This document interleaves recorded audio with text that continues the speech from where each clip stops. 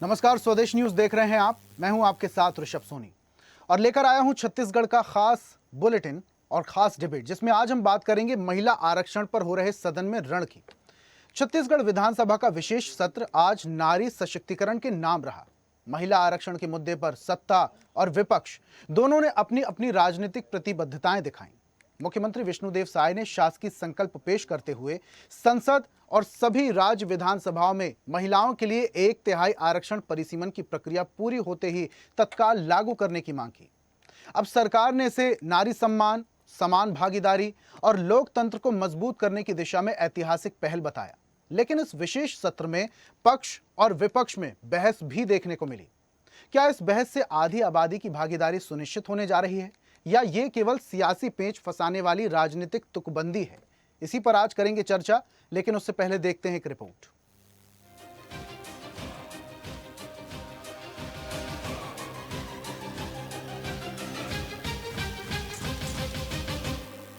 विधानसभा भवन महिला शक्ति से भरा नजर आया, जहां प्रदेश भर से निगम, पालिका, जिला पंचायत और जनपद पंचायतों की करीब 500 महिला जनप्रतिनिधियों के साथ काफी संख्या में महिलाएं सदन की कार्रवाई देखने के लिए पहुंची।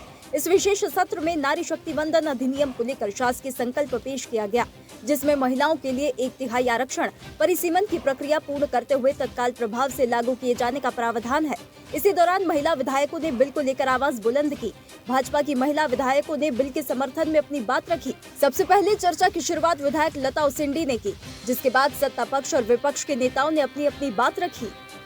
इसका सीधा सीधा हम इसके समर्थन में प्रस्ताव पारित करते हैं और आने वाले समय में जिस तरीके से 2029 में महिला बिल आ जाए और उसमें 33% लोकसभा में हमारी बहनों को, विधानसभाओं में हमारी बहनों को आरक्षण मिले, इसके लिए भारतीय जनता पार्टी इसके समर्थन में।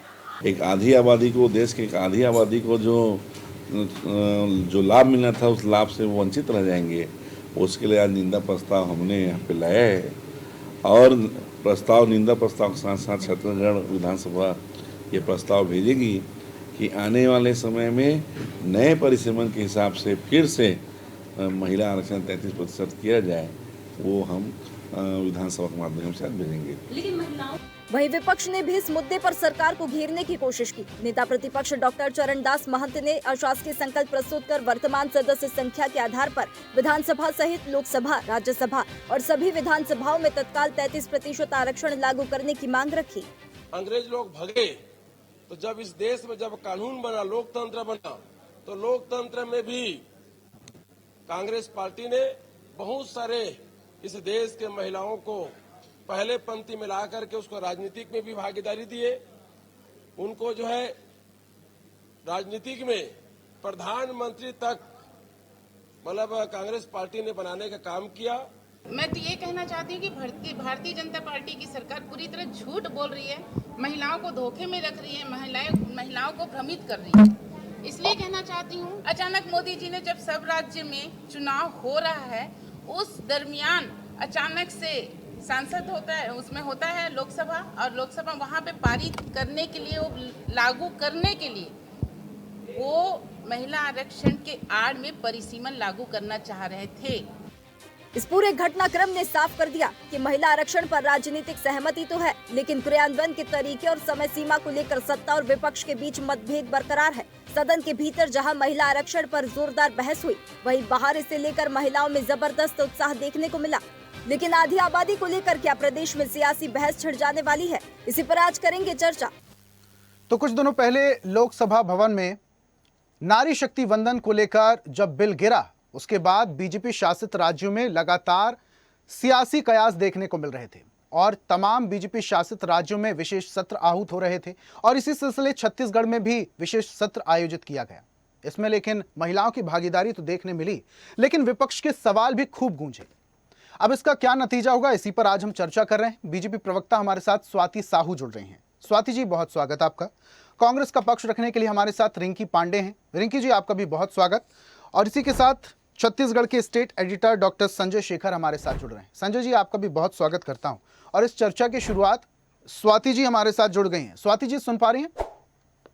हाँ, मैं सुन रही हूँ। आप ठीक है सर स्वाति सुन पा जी, रहे हैं मुझे? स्वाति जी, ये जो 33% महिला आरक्षण है, इसको लेकर विपक्ष का लगातार सवाल गूंज रहे हैं। आज सदन में क्या हुआ ये भी सभी को पता है। हालांकि महिलाओं की भागीदारी यहां पर देखने को मिली, लेकिन विपक्ष के सवाल भी गूंजे।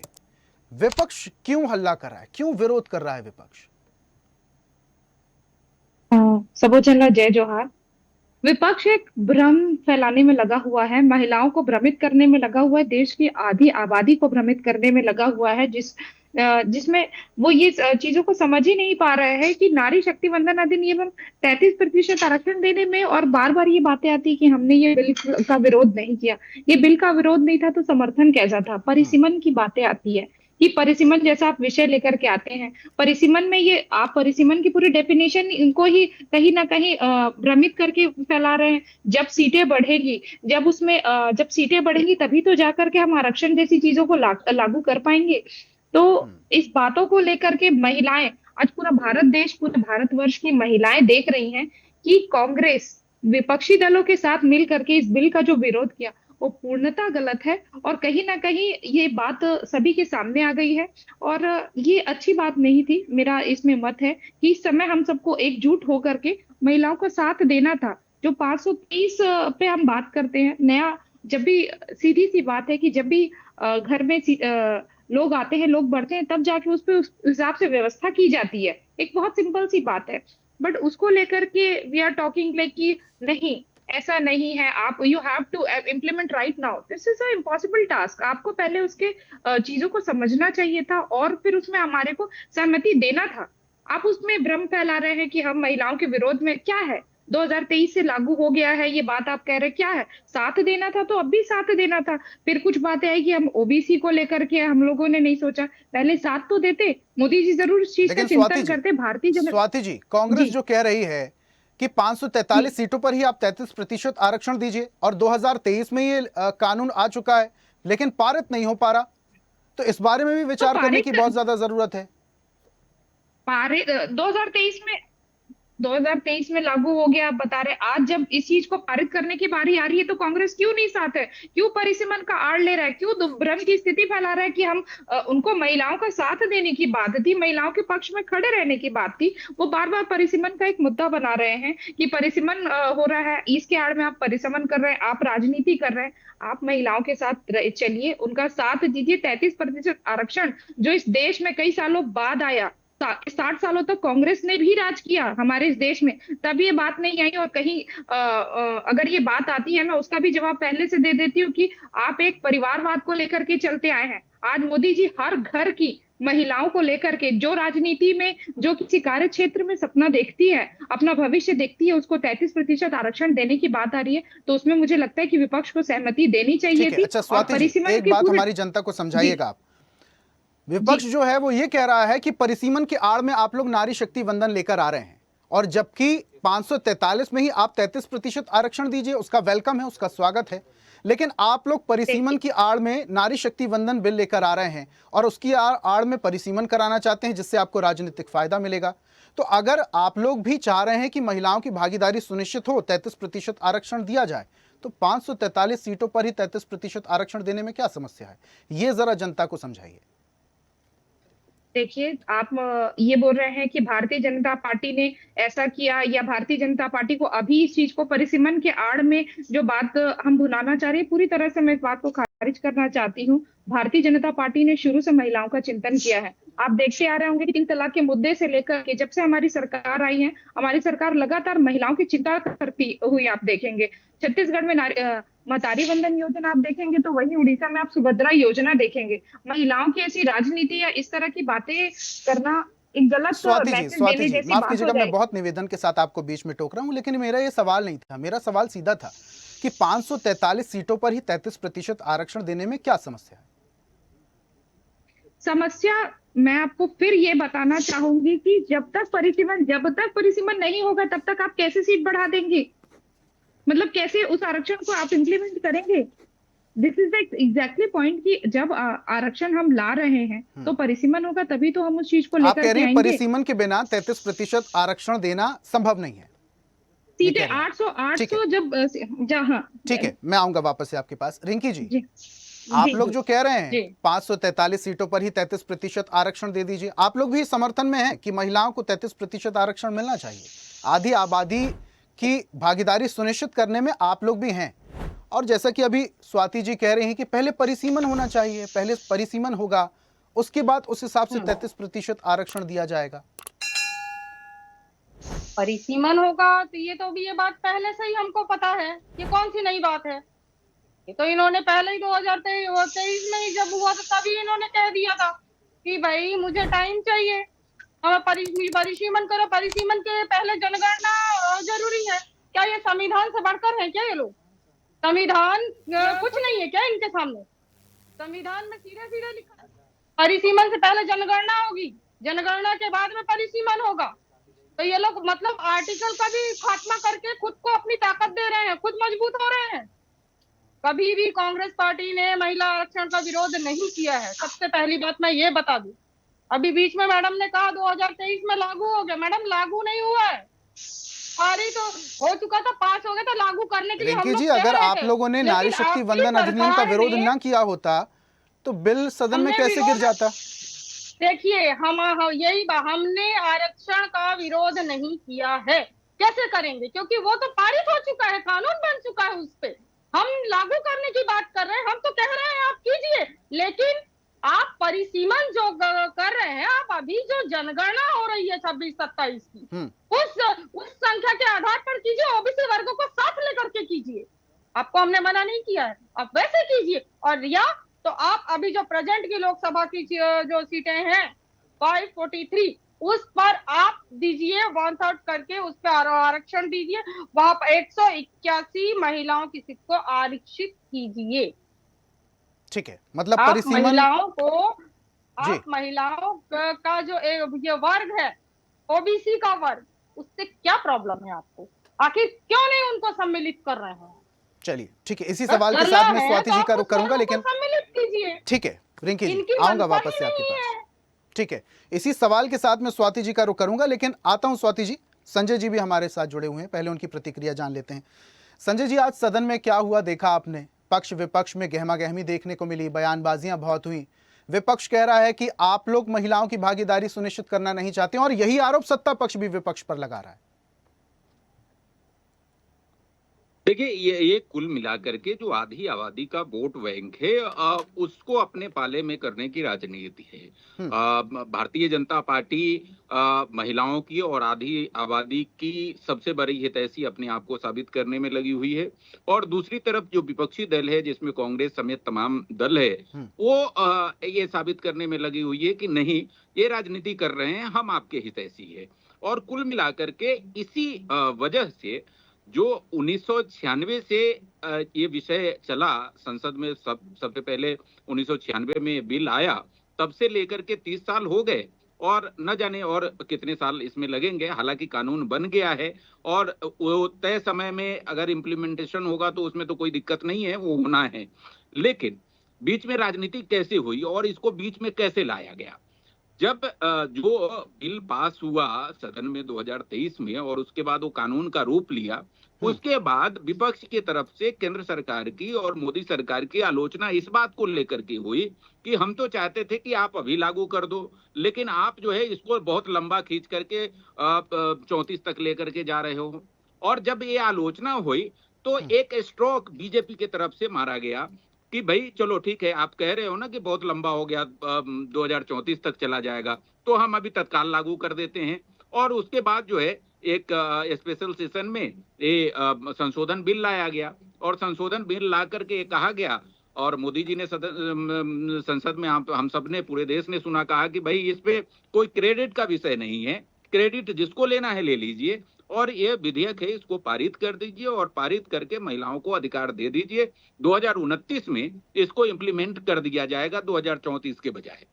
और इसको लेकर के विरोध हुआ और विपक्ष ने उसको बिल किस तरीके से उसको खारिज कर दिया, किस तरीके से वो गिर गया, वो सबको मालूम है। अब उसको जब खारिज हो गया तो उसके बाद एक नई पॉलिटिक्स बीजेपी की हुई कि भाई हम पूरे देश में जाकर के महिलाओं को बताए कि नहीं, हम आपको आपकी आधी आबादी का जो हक है हम देने के लिए तैयार हैं लेकिन विपक्षी पार्टियों की वजह से आपको तत्काल इसका हक नहीं मिल रहा है। और इसीलिए देश के जितने भी भाजपा शासित राज्य हैं वहां पर स्पेशल सेशन करके और इस पे चर्चा की जा रही है।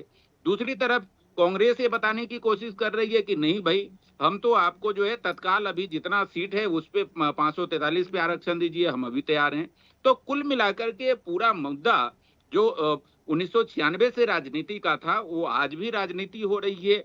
दोनों ही पार्टियों को अपने अपने वोट बैंक की चिंता है, ज्यादा से ज्यादा शेयर वो वोट बैंक का, महिलाओं का शेयर पर कब्जा करना चाहते हैं और इसलिए अपने को उसकी हतैसी बता रहे हैं। लेकिन जो मूल मुद्दा है उनको हक देने का, वो पिछले 30 साल से लटका हुआ है और अभी भी लटक रहा है और अभी भी लटका हुआ है, लेकिन कोई क्लेरिफिकेशन नहीं हो रहा है कि ये कब तक लटका रहेगा।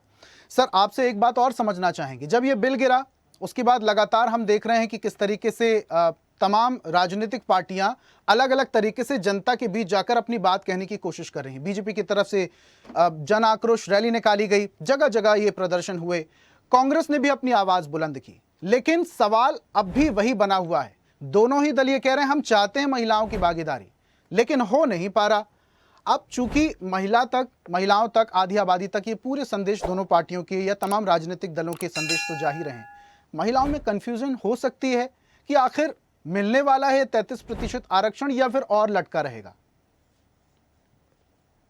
देखिए, ये बड़ा सवाल है और भारतीय जनता पार्टी ऐसी पार्टी है कि आप देखिए बीच में कोई ना कोई रास्ता फिर वो लेकर के आ जाएंगे। और देखिए होता क्या है कि बीजेपी की जो पूरी स्ट्रैटेजी होती है वो किसी को मालूम होता नहीं है और उसमें आकर के विपक्षी इस तरह से फंस जाते हैं, कांग्रेस पार्टी समेत तमाम विपक्ष की, न तो वो आगे जा पाती है न पीछे जा पाती है।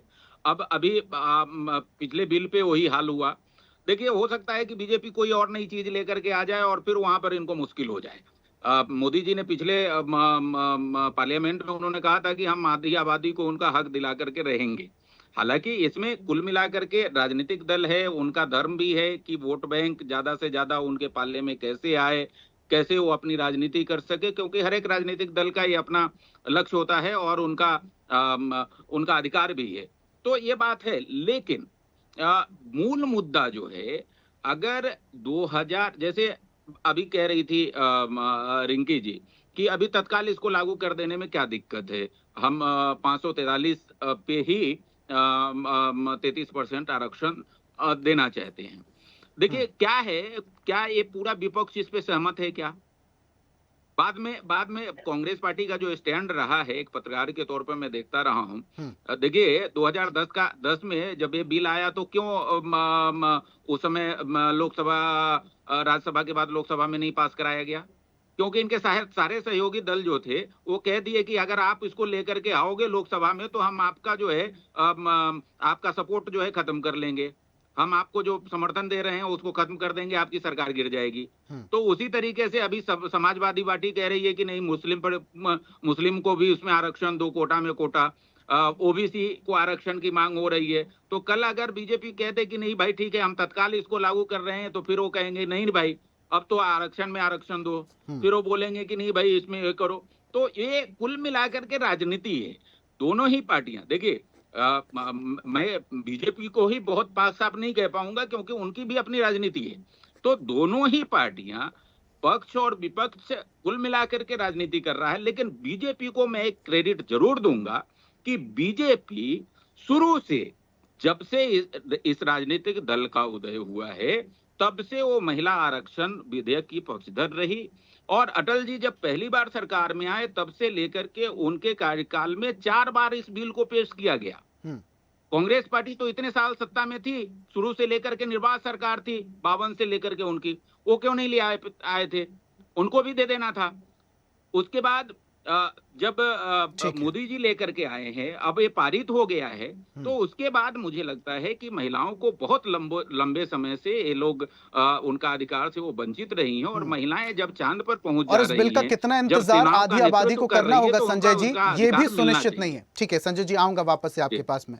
स्वाति जी का मैं रुक कर लेता हूं। स्वाति जी, राजनीतिक सरगर्मियों में एक सुर्खियां बहुत ज्यादा थी कि आप लोगों ने विपक्ष को फंसा दिया है, आप लोग बिल लेकर आए, विपक्ष परिसीमन के जो फॉर्मेट था उसके विरोध में था, आप लोग ये नैरेटिव सेट करने की कोशिश कर रहे हैं कि देखिए हम तो चाह रहे थे महिलाओं को आरक्षण देना, लेकिन विपक्ष नहीं चाहता। चूंकि इतने समय से जब जिक्र नहीं किया कांग्रेस पार्टी ने या विपक्ष ने, अभी भी विरोध किया, तो आप लोग विपक्ष को फंसा रहे थे। बिल्कुल, ये विपक्ष को फंसाने जैसी कोई बात नहीं थी। समय के हिसाब से जो ये निर्णय आया कि अब नारी शक्ति वंदन अधिनियम जो पारित कर देना चाहिए, ये बिल्कुल सही था। और ये इस पे ये जो बातें आ रही है कि उनको फंसाने जैसी तो कोई बात नहीं थी। यहाँ पे तो केवल साथ खड़े होने की बात थी और इस नियम को लागू कराने की विपक्ष के पास पूरा मौका था। आपको जैसा कि सर ने बताया, शेखर सर ने बताया कि यहाँ पे क्रेडिट वाला तो कोई विषय ही नहीं था। क्रेडिट कोई भी ले, हमारे यहाँ आदरणीय प्रधानमंत्री मोदी जी ने भी कहा कि आप इसमें बस सहमति दीजिए। आपका बड़ा जो आप सभी की जो ब्रांडिंग है, जो सारी चीजें ये पूरे देश में हम उसको लेकर के जाएंगे कि इसमें सभी का सहयोग रहा। उस समय पे ये बात आना बहुत तकलीफ दे रहा। कांग्रेस की लंबी समय लेकिन तक स्वाति सरकार जी, रही, पर ये वो भी परिवार बहुत मायने रखता है कि भले ही नंबर आपके पास हो, लेकिन विपक्ष की भूमिका भी सुनिश्चित करना और विपक्ष को भी कॉन्फिडेंस में लेना, ये भी तो जवाबदारी सदन की और सत्ता पक्ष की है। विपक्ष तो आपके पक्ष में नहीं था। विपक्ष कभी चाहता ही नहीं था। विपक्ष अभी जो कांग्रेस जो बात चल रही है, कभी चाहते ही नहीं कि महिलाओं को उनका अधिकार दिया जाए। केवल बोलने से ठीक नहीं है। होता कि हम अभी लागू कर देंगे, हम तभी लागू कर देंगे। जब साथ देने की बारी होती है तब खड़े होना वो ज्यादा, this is the most important thing. वो उस समय पे जरूरी था जो उस समय नहीं कर पाए, और उसमें अब हम अभी तैयार हैं। आप अभी लेकर, सर ने बताया कि जब हम अभी लेकर के आ जाएंगे उसमें भी इनको समस्या हो जाएगी। ये बात एकदम चैलेंज से बोला जा सकता है कि अगर वो बात अभी भी सहमति है तब इनका कुछ नया नारा लग जाएगा। क्योंकि जब ये चीज का विरोध किया गया तो बहुत शर्मनाक स्थिति थी पूरे भारत देशवासियों के सामने कि सदन में किस तरह का ताली बजा करके इसका प्रदर्शन किया गया था। शर्मनाक स्थिति है। महिलाओं को अधिकार देना की बात जो लंबे समय से चले आ रही थी, उसमें साथ देने के समय पे इन्होंने परिसीमन आरक्षण, थोड़ी समय बाद अगर इनको आरक्षण की तकलीफ थी तो उस पर भी चर्चा होती, क्यों नहीं होती? कब आरक्षण को लेकर के इग्नोर किया गया बात को? ठीक है, तो मेरा कहना है कि ठीक है, विपक्ष को साथ देना चाहिए था। मैं रिंकी जी का रुख कर लेता हूं। रिंकी जी, विपक्ष की भूमिका सिर्फ आवाज बुलंद करना, सवाल उठाना तो नहीं हो सकती है। अगर सरकार कुछ जरूरी चीजें लेकर आ रही है या हितैषी, महिलाओं के हितैषी बिल लेकर आ रही है, तो कहीं ना कहीं विपक्ष की भूमिका भी बहुत ज्यादा मजबूत तो हो जाती है। अब जैसे कि स्वाति जी कह रही हैं कि सिर्फ साथ ही तो मांगा था। सबसे पहली चीज तो मैं ये कह दूं कि ये जो महिला हितैषी होने का जो नाटक और ये ड्रामा इन लोग जो चला रहे हैं अभी प्रोपेगेंडा के रूप में, पूरे जनता के सामने जो भ्रम फैलाने जो का स्थिति जो पैदा कर रहे हैं कि हम लोग आपके हितैषी हैं, तो सारा देश जान रहा है कि ये लोग कितने बड़े महिला विरोधी हैं। क्योंकि देश का एक हिस्सा महिलाओं का जल रहा है, आज पूरा देश देख रहा है, उससे मुंह नहीं मोड़ा जा सकता। ये तो बहुत बड़ा सबूत है महिलाओं के लिए कि आप लोग कितने बड़े हितैषी हैं। दूसरी बात, जो ये आप विरोध कर रहे हैं, कांग्रेस बोलते हैं ना, तो सबसे बड़ा विरोध तो मैडम आप लोग कर रहे हैं। आप लोगों की सरकार ने शुरू से विरोध किया। अभी मैं सर ने जो एक बात कहा कि भाजपा ने इसे शुरू से लेकर के आया है और भाजपा इसका हमेशा महिला के पक्ष में रही है, तो सर सॉरी, बट मैं एक चीज कहना चाहूंगी। सबसे पहले कांग्रेस पार्टी जो है, उनकी जो अध्यक्ष थी सबसे पहले महिला ही थी, सरोजनी नायडू। उसके बाद मैं इंदिरा गांधी जी का नाम इसलिए नहीं ले रही हूँ क्योंकि मैडम, अगर मैंने लिया तो ये मैडम क्या कहेंगी? परिवारवाद, जो इन लोगों के मुंह में है। इसको तो खैर मैं नहीं भी लूंगी, तो पूरा देश जान रहा है, इंदिरा गांधी जी, सोनिया गांधी जी, बट मैं वो नाम नहीं ले रही हूँ क्योंकि परिवारवाद की बात कर रही है। तो मैडम, प्रतिभा पाटिल जो है वो परिवार से नहीं थी। मीरा कुमारी जो थी ना, वो परिवार से नहीं थी। इस बात को ध्यान रखिए। हर बात में आप लोग परिवार को लेकर आते हैं। दूसरी बात मैं बता दूं, विरोध जो किए थे ना, वो भाजपा सरकार ने किया था 2010 के बाद में। आपको बताऊं, मैं चाहती तो हमारी सरकार इसे लागू कर सकती थी, लेकिन बहुत सारे ऐसे लोग आ गए विरोध में जो आज जातीय जनगणना की बात कर रहे हैं कि हम ये कर देंगे, अभी परिसीमन कर लेते हैं, बाद में जातीय रिंकी जी, उस समय कुछ लोग विरोध में आ गए थे, अब आप लोग विरोध में आ गए। संजय जी ने एक बात और कही, लंबे वक्त तक आपकी पार्टी सत्ता में रही, तब आप लोगों ने महिला आरक्षण के बारे में नहीं सोचा। लास्ट कमेंट में संजय जी से लूंगा। रिंकी जी शांत हो जाइए। लास्ट कमेंट संजय जी से लूंगा, समय मेरे पास कम है। पहले मेरा पूरा कर लेने। रिंकी जी, समय की बाध्यता है मेरे पास। देखिए, हम महिला आरक्षण के विरोध में कभी नहीं थे। हम विरोध में हैं बिना जातीय जनगणना के परिसीमन के।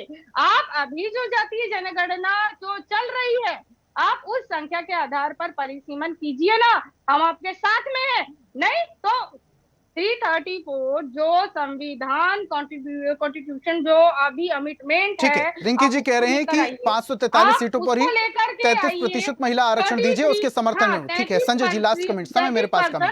रिंकी जी समय कम है, संजय जी लास्ट सबसे में। पहली बात, अभी रिंकी जी कह रही थी कि सरोजनी नायडू जी ने सबसे पहले महिला हक की बात की। मैं सहमत हूं इस बात से, मैं बिल्कुल इसको नहीं काट रहा हूं, लेकिन सरोजनी नायडू जी की बातों को आपने माना क्यों नहीं? पहली बार गैर कांग्रेसी सरकार को 1996 तक क्यों लग गया महिला आरक्षण बिल लाने में? उससे पहले तो आपकी निर्वाह सरकार थी, राज्यों में आपकी सरकार थी, आपकी पूरी ताकत थी, आप नहीं लाए। ये इतिहास है, इसको आपको स्वीकार करना पड़ेगा, इससे बाहर नहीं जाना पड़ेगा। और कांग्रेस पार्टी ही एक ऐसी पार्टी थी जिसमें राजीव गांधी जी ने पंचायती राज सिस्टम के अनुसार नहीं वो दूसरे विषय पे मत जाइए, महिला आरक्षण। रिंकी जी विषय पे रहते हैं। हालांकि देखिए समय मेरे पास अब नहीं है और मैं आगे नहीं बढ़ पाऊंगा। ये मुद्दा ऐसा है कि इस पर अगर बहस की जाए तो कई दिन लग सकते हैं। बहुत शुक्रिया सभी मेहमानों का हमारे साथ जुड़ने के लिए और इस चर्चा में शामिल होने के लिए। तो आज हम बात कर रहे हैं महिला आरक्षण सदन में रण। सदन में विशेष सत्र का आयोजन किया गया और उसके बाद नारी शक्ति वंदन बिल जो पारित नहीं हो पाया उसको लेकर चर्चा हुई, महिलाओं की भागीदारी देखने को मिली, लेकिन इस बीच सत्ता और विपक्ष में तीखी बहस भी देखने को मिली, सवाल जवाब का सिलसिला भी चला। लेकिन ये जो 33% आरक्षण की गाड़ी अभी अटकी हुई है, ये कब आगे बढ़ती है और ये जो प्रश्न चिन्ह लगातार खड़े हो रहे हैं, इसके जवाब कब मिलते हैं, ये आने वाला वक्त बताएगा। खास पेशकश में फिलहाल इतना ही। देखते रहिए स्वदेश न्यूज, सबसे पहले देश। और ऐसी ही ताजा खबरों के लिए लाइक, फॉलो और यूट्यूब पर सब्सक्राइब कर बेल आइकन जरूर दबाइए और हर अपडेट के लिए विजिट कीजिए स्वदेशलाइव.com।